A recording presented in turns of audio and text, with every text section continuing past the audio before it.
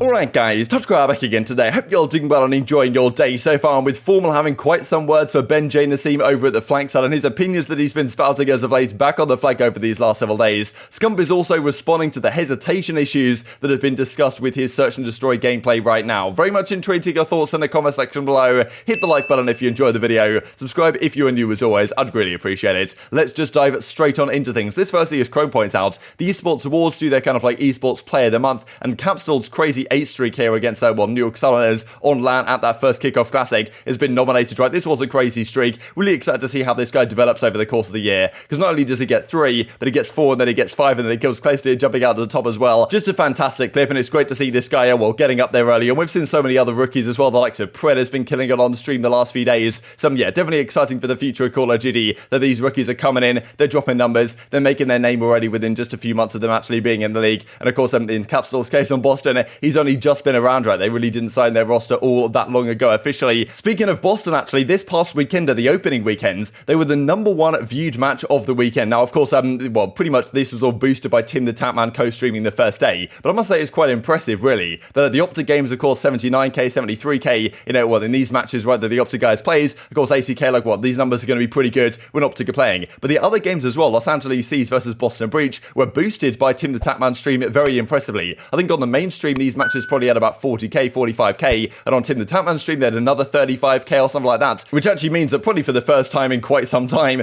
the OpTic match wasn't the #1 most watched match of the weekend, considering all the broadcasts that were going on, which hopefully shows the CDL, like, look, this co-streaming stuff really does work. Of course, he only did it for one of the days, but you can imagine, like, you've got Tim the Tapman co-streaming on Friday, you've got Dr. Disrespect doing the Saturday, and then Courage does the Sunday. I don't know, like, because of course there's pretty big YouTubers that stream on YouTube. Of course, some of the guys that stream on Twitch, they can't really use those, but if they're YouTube exclusive, they can use some of these guys to do co-streams, and it really worked out this past weekend. So hopefully they continue down a similar route. Let's talk about FormaL then, because what's going on this weekend, I believe, not just the opening weekend or the second weekend, I guess, of the Call of Duty League, but there's also this Halo tournament going on, HCS Anaheim, and well, FormaL, I don't believe, was meant to be playing in this one. His plan was, I believe, to, okay, see how this event goes, Cloud9 might well win again, and then he'll kind of say, okay, I'll try and get on a team that might be making some moves after this to try and take down Cloud9. We'll see how it goes. But anyway, he might actually be playing this weekend anyway, because Ryan Noob over at United apparently has tested positive, and therefore FormaL might need to step in for him. He actually says even in this tweet as well, surprise Scrim versus OpTic filling in for Ryan Noob over at the United side, right? So again, FormaL ends up playing against OpTic in this Halo stuff. It definitely is interesting to look at, right? If he does end up filling in for these guys, or which team he potentially gets on, because there has been a fair bit of talk about this. These are the pools for Anaheim, just to mention for you guys real quick. Cloud9, Sentinels, Octane Esports, United are here in Pool D, OpTic are in Pool C here. It's possible that FormaL might need to fill in and play this event. That would be pretty exciting indeed. I guess we'll see how things go, and I'll keep you updated over the coming days on this one. But well, another thing FormaL was saying over the last 24 hours or so has been in regards to, well, FaZe Ben over at the flank side. When it was announced that Ben was going to be stepping down as the co-host for the flank, right, and Aix was going to be taking his place, I think, well, that was obviously an interesting news, and I was kind of wondering whether Aix could kind of live up to exactly what Ben brought to the flank, because even when Ben's been back on the flank, I think Aix is fantastic, by the way. I think he brings a lot of nuance and some really interesting takes, but the way kind of Ben, I don't know, I feel like Ben steals the show every single flank episode. The way he directs the traffic, the way he brings things back on track, also the way, like, he's not afraid to say something about the way a setup was being played in the game itself, and like how this player played this and why this player made a mistake. And even if the pro players disagree, he's happy to just give his opinion on a particular roster, on a particular team, and like what he thinks should be changed, even if he doesn't necessarily have the validity, as FormaL's about to suggest right here, to say such a thing. I think it makes for a fantastic show, and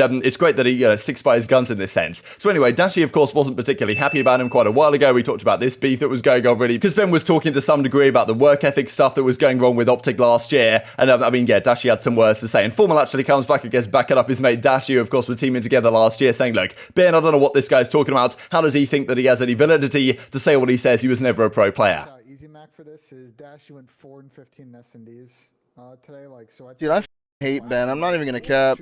I hate Ben. Yeah, that's what it is. I think Ben has zero what's the word? Validity. I feel like he just got none of that. Like, who the f is saying that he can say that he's right? Why does he think that he's talking the right? He's never been a pro. I don't even know what he was.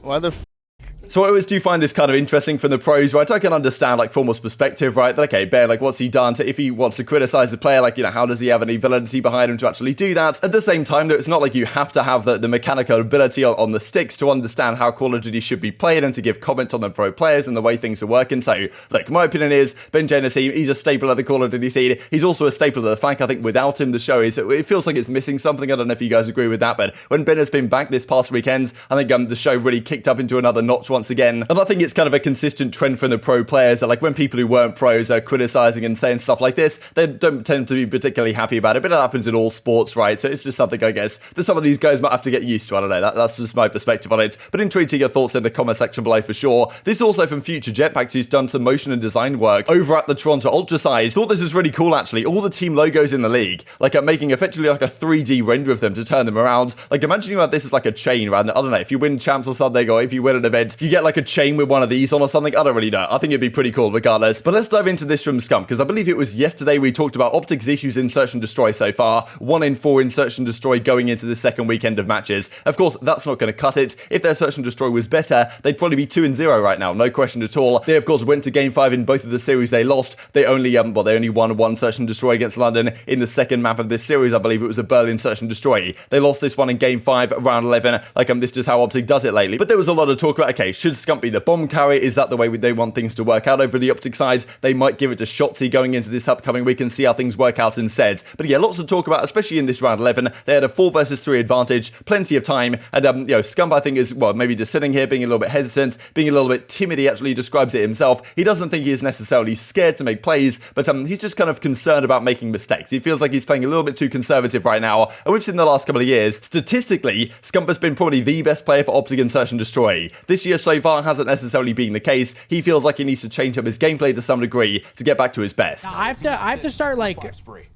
to start taking more calculated risks in Search. Like, I feel like I'm playing too timid right now. Like, I'm really good at Search whenever I, like, actually take risks. I feel like I've been trying hard not to scam, which is, like, kind of hurting me in the long run. You know what I'm saying? But with 25 seconds left, this has been a great contest from London. They're currently controlling the spawns for that P2. Oh, this was dirty right here. This hard point down to the T. That was a little bit cracked right there. This game now only being down 10 points. Yeah, you see Scump as well starting to wake up a little bit. Went on that 3 spree and sort of help break open this setup. And the problem now for OpTic, keep in mind for those spawns. Dude, this is so mixy. Holy. They can slowly but surely transition themselves back, start to reference back a little, and make OpTic pay. Never play scared? Yeah, I wouldn't say I'm playing scared. I would just say I'm playing to, like, not... I guess you could say it's scared, but I'm not scared. It's more of like I don't want to give an advantage or, you know, like, just do something stupid.